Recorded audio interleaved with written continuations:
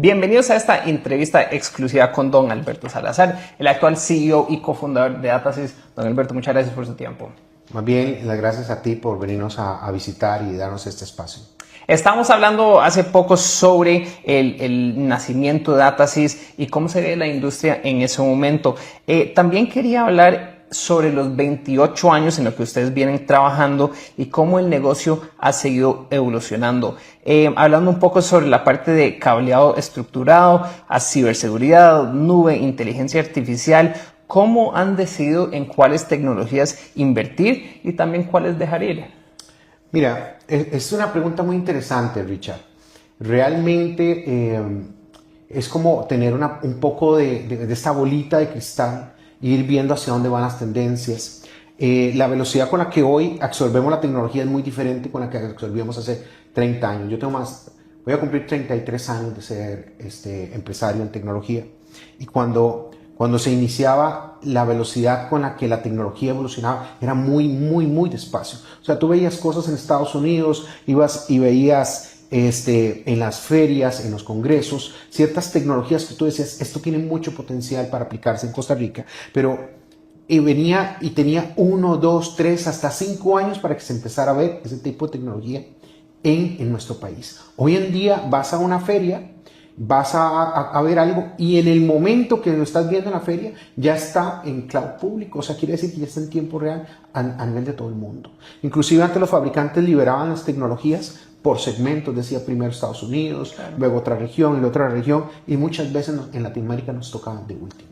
Sin embargo, hoy vemos que en un clic está la diferencia de tiempo entre nosotros y cualquier otra parte del mundo. Entonces, entender y comprender qué es lo que quieren nuestros clientes, dónde están los socios estratégicos, cómo podemos desarrollar diferentes tecnologías para la necesidad específica de un mercado y de un segmento específico, es para nosotros nuestro baluarte. O sea, ha sido cómo hemos ido transformándonos a través de los años, pues con ese olfato, con esa bolita de cristal, entendiendo qué es, por dónde ves más espacios y por dónde ves que el cliente está requiriendo ese tipo de soluciones. Claro. Don Alberto, háblanos también un poquito sobre la historia de la empresa y su trayectoria con lo que son servicios públicos y quizás específicamente toda la parte de telefonía, quizás llegando de lo de 5G, lo cual vamos a entrar lo cual vamos a profundizar en un poquito, pero háblanos sobre un poco de la historia en la parte de telefonía y servicios públicos. Es muy interesante esa pregunta, Richard. Fíjate que la primera central 100% IP la vendimos nosotros en el año 99 con la marca Cisco Systems, que ha sido un socio para nosotros en todos estos años.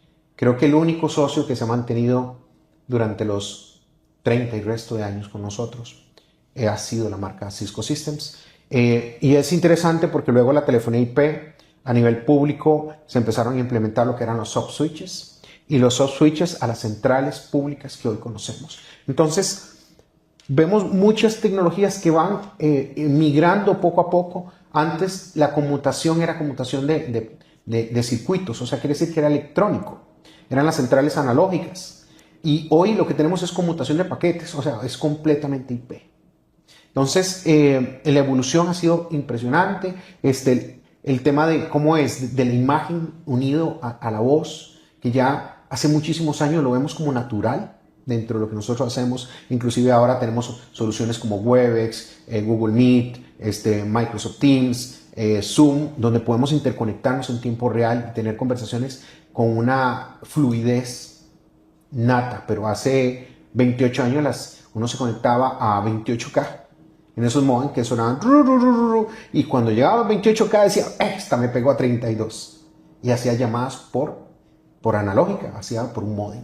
Claro. Hoy ya las comunicaciones son fibra óptica, ya son comunicaciones de 5G, estamos ya haciendo pruebas en 6G, hay países que dicen que tienen betas de 7G. En términos generales, las velocidades con las que hoy se transmiten, imagínate, cuando empezamos nosotros eran 32K, modem de 32K. Sí. Vea la diferencia tecnológica con la que nos hemos venido moviendo en estos años. Claro, y don Alberto, también me da la curiosidad de saber ¿Cómo ha visto usted el rol del ICE, el sector público? Ya que, o sea, ya que es un monopolio lo que tenemos en Costa Rica, aunque bueno, obviamente la parte de telefonía se abrió hace varios años. ¿Cómo usted ha visto ese desarrollo? A ver, primero fuimos la primera empresa privada en Centroamérica en implementar una red 5G. Con Grupo ICE, en especial con Raxa, implementamos la primera red FWA. Y luego vemos que el ICE tiene un papel predominante. ¿Por qué? Porque el resto de los carriers se limitan única y exclusivamente a ver secciones donde son altamente rentables. A diferencia del ICE, que tiene un complemento por ser gobierno, donde van a zonas mucho más restringidas, entran en zonas donde no necesariamente son 100% negocio, sino que el ICE para nosotros los costarricenses es un orgullo. El ICE es una empresa que hace y crea y expande para que la gente tenga acceso a la digitalización. Muy diferente el foco que tiene una empresa como el ICE a una empresa que tiene una empresa 100% privada. Creo que debemos seguir fomentando el orgullo que tenemos hacia una empresa como ha sido el ICE, líder, una empresa que fue la primera empresa en todo Centroamérica en tener internet.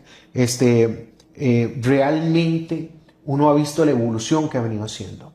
Y bueno, esperamos ahorita que ya están en la fase de implementar con una empresa que ellos seleccionaron, que lo que tenemos que hacer nosotros es apoyar al ICE y decir, tenemos que ir hacia adelante, tenemos que progresar, y ese progreso viene del lado del ICE. Es esa empresa que siempre tiene el valor para los costarricenses, como empresa costarricense. Claro, entiendo. Y don Alberto, tocando en el punto que usted menciona, bueno, sobre tener el primer red 5G en Centroamérica, háblenos también un poco sobre DataSys en el resto de Centroamérica y qué acciones han tomado en otros países. Bueno, muy interesante. A ver, cada país de Centroamérica es un reto diferente. Idiosincrasia, madurez del mercado, formas de negociar de mercado, necesidades específicas del sector privado, sector público. Ahí tenemos que amoldarnos a cada uno de los mercados que estamos ingresando. Hoy tenemos presencia en 9 países, pero oficinas en 6. Y en esas 6 tenemos que llegar y entender de que, mira, porque lo hago bien en Costa Rica de esta forma, o porque lo hago bien en Panamá de esta forma, no me va a funcionar, por ejemplo, en El Salvador, o en Honduras, o en Guatemala, o en Nicaragua, o en República Dominicana. Ahí lo importante es entender la madurez, la forma, la digitalización, qué tanto están las empresas ya trabajando en el tema del e-commerce. O sea, hay miles de factores que hacen que cada mercado sea único. Podríamos hacer como un ejercicio breve, un ranking y quizás como una breve descripción sobre los estados actuales de telecomunicaciones y tecnologías en los respectivos países centroamericanos.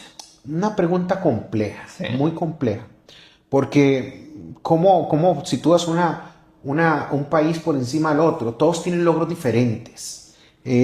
Honduras acaba de digitalizar todos sus sistemas de identificación, que me parece un paso increíble, donde el ID personal, la licencia, el pasaporte, el expediente electrónico lo hacen ahorita en una billetera que están impulsando muchísimo en Honduras, y es un país donde tienen una renta de ingreso muy baja, pero están haciendo con sus ingresos o sus ingresos limitados grandes cosas. El Salvador, para mí, un modelo increíble.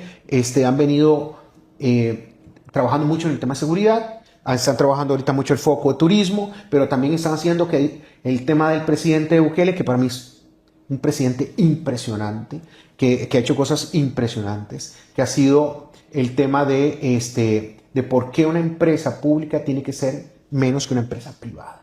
Entonces, todo lo contrario, o sea, hagamos cosas mejores que lo que hace la empresa privada. Luego, nos vamos hacia Guatemala. Guatemala es un país con un Estado de Derecho complejo, pero un país bellísimo, con personas hermosísimas, y sin embargo tienen unos retos diferentes. En temas de digitalización, yo puedo decirte que hay otros países que llevan alguna delantera sobre ellos, pero es el país donde hay el volumen más grande. Claro. Entonces, al ver el volumen más grande, casi el 50% de la población de Centroamérica está en Guatemala. Entonces, el volumen que pueden tener una empresa en Guatemala es muy diferente al que pueda tener en Costa Rica, en Panamá o en El Salvador, hablando de tecnología y acceso a la parte digital y servicios digitales. Ahora, si nos vamos a Costa Rica, bueno, hemos tenido una administración, el expresidente nuestro, brillante, una persona sumamente capaz, una visión increíble de dónde llevar el país. Yo creo que nos dejó una línea por donde seguir. Ahora viene una presidenta nueva, con una energía muy positiva, con un crecimiento muy bueno. Costa Rica es de los países que tienen mayor servicios digitales de la región. Eso es muy bueno, tenemos cosas muy positivas que tenemos todavía que explotar. En temas de infraestructura, creo que ahí podemos tener algunos rezagos conforme a otros países, pero que ya creo que se está trabajando. Luego vamos a Nicaragua. Nicaragua es un tema especial. Claro. Nicaragua, como tal, pues, usted no puede ponerlo en un rating igual a los demás porque al ser un país que no es un país democrático, pues entonces tienen un desarrollo basado en cuáles son las prioridades del régimen que trabaja en Nicaragua. Sin embargo, pues han hecho su esfuerzo y muchas veces países que tienen menos ingresos enfocan más los recursos. Luego tenemos Panamá. Panamá tiene más similitud a Costa Rica en muchas cosas. Son mercados en tamaños parecidos, en idiosincrasias muy diferentes. En servicios digitales son muy diferentes también. Algunas cosas mejores que el resto de la región, en otras cosas peores, pero como ven, cada uno de los países tiene cosas más desarrolladas que otras. El Salvador, Guatemala fue el primer país de Centroamérica en implementar 5G, pero no se masificó, está en menos del 10%. Honduras todavía no ha entrado en temas de 5G. El Salvador está próximo a entrar en temas de 5G. Panamá él ya le dio y le asignó las frecuencias a los carriers para que implementen 5G y ahí van a empezar a desarrollarse muchísimas cosas como telemedicina, teleeducación, servicios digitales para la ciudadanía. Costa Rica fue de los primeros en implementar una red SA, no redes NSA, y el primero en implementar una red 100% 5G. Esa se implementó aquí en Costa Rica, esa la implementó Grupo ICE. Ahora están los otros carriers implementando, masificando las redes SA de los otros dos competidores del ICE. Y creo que ese tema también tiene que ver mucho con el acceso a los servicios digitales. Y tiene que ver mucho con la velocidad del Internet de los países, la calidad del Internet, que si tiene conexiones de cable submarino, qué velocidades tiene, cuántas conexiones tiene. Entonces ahí tenemos diferentes madureces, tiene diferentes estados de madurez en cada una de las áreas de los diferentes países. Todos trabajando con sus retos a diferentes formas, a diferentes ritmos, diferentes culturas. Creo que Centroamérica es un país, es una región que debería ser un país, digamos, por tamaño, pero obviamente por temas culturales no va a ser así y no creo que esto vaya a cambiar. Entonces, la forma en que tenemos que trabajar hoy es que cada país desarrolla conforme a sus propias posibilidades esa brecha digital y entonces tú ves una disparidad muy alta entre el sector privado y el sector público, entre qué tan rápido de servicios digitales o no, que tienen algunos servicios o no, en algunos lados mejores, otros peores, en respuesta del sistema judicial, en respuesta del sistema de Contralor, en el sistema de todos los servicios que da, claro, los gobiernos, salud. Sí, digamos, en temas de salud, Costa Rica ha sido un baluarte en la región. Sin embargo, los países han venido desarrollando a velocidades muy altas, desde disminuir el gap que se tenía contra el resto de la región. Entonces, yo creería que los mega gap que existían antes de temas de tecnología han venido disminuyéndose notablemente y ya las diferencias son menores. Claro. Don Alberto, siguiendo la conversación que veníamos hablando y el estado de 5G en todos esos países, hablemos específicamente de Costa Rica. Usted es probablemente uno de los expertos a nivel país, máximos expertos sobre 5G. Quizás podríamos empezar con un breve resumen sobre cuál es el estado actual de 5G en Costa Rica. Ya existe con algunos proveedores en algunas regiones específicas, pero cuéntenos cómo se ve el mercado actualmente de 5G. Veo dos carriers, dos proveedores de servicio que ya llevan implementando sus redes 5G. El tema de 5G siempre es el costo, luego el costo de la terminal. Entonces tienes que tomar en cuenta que no es solo que el carrier quiera implementar una red 5G, sino que el costo para un usuario de un teléfono o un smartphone de 5G es muy diferente a nivel mundial, en términos generales. Tú ves los Samsung, ves los iPhones, ves la mayoría de teléfonos smart y ves que tiene un costo más alto que un telefonito básico, claro, que son de 60, 50, hasta 40 dólares.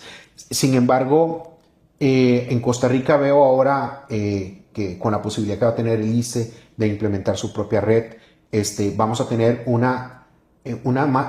acceso al 5G más universal, que eso sí es mucho más atractivo del lado de un carrier público, porque va a tratar de buscar esa cobertura que no necesariamente es económicamente más factible, pero sí socialmente va a tender a buscar el acceso. Eso nos va a ayudar muchísimo a que con lo que está haciendo el ICE, con los esfuerzos que está haciendo el ICE, con lo que está haciendo los otros dos carrier, vamos a tener pues una de las mejores redes de Centroamérica en temas de 5G, redes SA, que en tema contra la diferencia contra la redes upgrade de 4 que se llaman NSA, claro, esas redes son mucho más limitadas, con velocidades más limitadas, y vemos que Costa Rica ha hecho pasos importantes en esa línea. En la administración anterior, creo que uno de los baluartes del señor presidente fue abrir y competir y luchar para que se diera ese paso. Creo que nosotros siempre pensamos en 5G únicamente en el ICE, pero tenemos otros dos carriers que son muy buenos players, que tienen redes de muy buena generación, equipos de muy buena calidad y fabricantes de última generación, que van a ayudar a Costa Rica a mejorar en la competitividad a nivel regional. En este aspecto de 5G, ¿cuáles son las regiones que actualmente cuentan con conectividad? A ver, la mayoría que se implementan por un tema de negocio, se implementan las cabezas de hay más población. Claro. Entonces, si nos vamos a preguntar dónde es que ya los carriers tienen implementado redes 5G, tanto el ICE como los otros dos, lo hacen inicialmente en las cabeceras de provincia y de ahí empiezan a desplegarse hacia el resto. Ahora, es importante entender que ya el ICE, el grupo ICE, tiene una red 5G. Que muchas veces dices que el ICE va a implementar una red 5G, sí, pero una red 5G en la frecuencia que tiene grupo ICE, pero ya también en RAXA se ha implementado una red importante de antenas y se han hecho actualizaciones importantes para que eso se robustezca. Entonces, yo creo que vamos a tener esta competencia, estos tres carriers, va a lograr tener una calidad importante y creo que vamos a tener la red SA más poderosa de todo Centroamérica en Costa Rica. Qué bueno, excelente noticias. Ok, don Alberto, la otra cosa que quería hablar con ustedes sobre alianzas estratégicas, alianzas específicamente con UST y WT. Primero de todo, ¿qué son estas empresas, organizaciones y cómo ha sido la asociación que han tenido con ellos? Richard, mira, lo primero que hay que comprender cuando somos una empresa es que no todo lo podemos hacer ni solos, ni somos los mejores. Quiere decir que hay empresas que han desarrollado tecnologías que llevan una curva de aprendizaje de 3, 4 años muy amplia. Y, por ejemplo, UST tiene presencia en 30 países, tiene presencia, atiende de las 200 empresas más grandes de Fortune a nivel mundial, las 2.000 empresas globales. Y son una empresa que se ha dedicado mucho al tema IA, SAP, Service Provider, software, y ha hecho proyectos gigantescos a nivel mundial. Entonces como empresa tenemos que hacer dos cosas. Uno, o hago alianzas con empresas que ya tienen esa madurez y que vamos a ofrecer en el mercado productos de ellos que ya tienen implementado en 100, 200 o 300 clientes o arrancar desde cero. Entonces ahí creo que en el tema de alianzas arrancamos con UST, luego con una empresa que se llama WTE española, que hace todo el tema de transformación digital, transformación de aplicaciones, agarran código fuente de hace 30, 40 años y lo modifican con solo robots offline, sin que estén conectados a internet, sin que expongas cómo es tu data, y esos robots hacen la programación y te entregan casi que un producto terminado con inteligencia artificial. De verdad que cuando vi lo que hacía UST, luego vi lo que hizo WT y ahora la última que acabamos de agregar, que es SLM, todo el tema de voz, inteligencia con voz, parte cognitiva, y cómo una persona puede prácticamente hablar fluidamente, interrumpir a la inteligencia, decirle a la inteligencia que no quiere, que no le gusta, y que la inteligencia reconozca que tiene que cambiar y que él mismo haga aprendizaje y te enseñe de respuestas. No el típico inteligencia que te contesta lo que le programas. No, una inteligencia que es cognitiva, que desarrolla habilidades por sí sola. Y esas habilidades cuando vimos las soluciones que tenían estas tres empresas, dijimos, a nosotros nos va a tardar de forma orgánica 10, 15 años en desarrollar estas habilidades.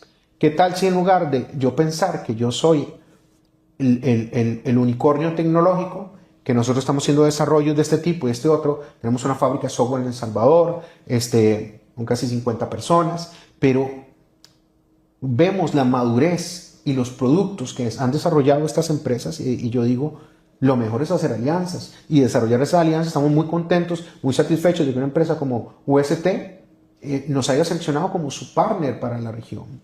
Igual WTE, igual SLM, estamos desarrollando proyectos ya en Centroamérica, en Sudamérica e inclusive estamos haciendo unas propuestas en África. Entonces, realmente cuando vemos que existen unas empresas que yo en lo personal los defino como unicornios tecnológicos, esas empresas tienen madurez, tienen producto ya que está probado y que puedo mostrarle a un cliente y que le puedo decir, mira, esto no es una PPT. Y la otra es que generalmente cuando hablamos de inteligencia artificial pensamos que una sola empresa puede hacer todo. Y cuando vemos esto, SLM es muy bueno para todo lo que es el fronting del cliente, atención de clientes, cobranza de clientes, cobranza de carteras, servicio al cliente con voz, y que hacen cosas que uno dice, Dios mío, impresionante, parece Siri habla en la forma que lo hace. Pero lo puede hacer en las implementaciones del cliente sin que vaya a internet, sin que la data salga a internet. Es impresionante, lo veo impresionante con SLM, luego veo WTE y los proyectos que ha hecho, cómo los hace, cómo trabaja para el gobierno de España, cómo trabaja para la Comunidad Europea. Entonces, esas experiencias las traes a un país donde no tenemos la escala para tener esa escalabilidad, o una región que no tiene la escalabilidad que tenemos, que se puede tener en Europa o que se puede tener en Estados Unidos. Claro. Entonces, ahí las escalas son, somos un país o una región de 40 y resto millones de habitantes, tomando todo Centroamérica, o 5 millones de habitantes y resto para Costa Rica. Entonces, hoy no tenemos esa escalabilidad. Hoy no podemos decir, tenemos 15,000 empresas que tienen acceso a esta tecnología. No, aquí puede ser que tengamos, obviamente, por tamaños de cantidad de personas, pues, obviamente, un volumen mucho menor. Claro. Don Alberti, y me imagino que, esas alianzas que usted hace van de la mano con la estrategia que ustedes han implementado por décadas, que es encontrar los mejores proveedores a escala mundial con volúmenes muy altos y las mejores tecnologías, y después venir a Centroamérica y bueno, quizás pronto a otras regiones y aplicarlo, tropicalizarlo para las necesidades locales. A ver, eso es muy interesante, Richard. Hay casos de uso, cosas que pueden aplicarse en otras partes del mundo que se pueden aplicar acá. Y hay otras que son mucho más específicas. Por ejemplo, cuando hablamos de inteligencia artificial o lenguaje natural para la parte de voz, ahí podemos nosotros en nuestra solución incluir dialectos. En Costa Rica se habla criollo, se habla patuá, y se hablan dialectos en las zonas indígenas. Entonces, tener un producto que se pueda moldar a ese tipo de soluciones y que una persona se sienta atendida en su idioma o en su lenguaje, es muy diferente a una persona que diga únicamente puedo hablar en español. Aquí tenemos en Costa Rica una de la cantidad de extranjeros per cápita más alta de la región, sino que la más alta, desconozco ese dato, pero creería que la más alta de la región per cápita. Y entonces tenemos una cantidad de personas que hablan inglés, que hablan francés o que hablan un idioma específico de un país de europeo o cercano. Entonces, cuando traemos una solución que se pueda moldar a ese tipo de necesidades, podemos decir qué solución está por encima de cómo es de la media. Veo productos maravillosos como Eleven Labs que hacen soluciones similares. Y similares yo digo no con el valor ni con la forma que lo hacemos nosotros a nivel mundial. Y entonces decimos, esa es una solución estadounidense de primer nivel. Pero cuando vemos nosotros la solución que estamos haciendo más tropicalizada, como lo estás diciendo, a nuestro mercado, tiene mejores rendimientos porque ya está tuneado para los países nuestros, para el español nuestro, inclusive para los modismos que tenemos en cada uno de los países. Qué interesante. Y siguiendo sobre la conversación de la estrategia de DataSys, habíamos hablado, y usted me había contado que trasladaron la casa matriz desde Costa Rica a los Estados Unidos. Háblenos un poco sobre por qué se tomó esa decisión, cómo afecta a sus clientes finales. Bueno, yo creo que es un gran valor. En este momento estamos desarrollando todo lo que es la apertura de capital dentro de la organización y lo estamos haciendo en el mercado estadounidense. Creo que el tema de cómo se puede acceder a mercados y a dinero y a inversiones y a que nosotros podamos seguir manteniendo el crecimiento que queremos a futuro, va ligado a esa apertura y esa forma que puedan haber en grandes mercados que hablábamos hace unos minutos.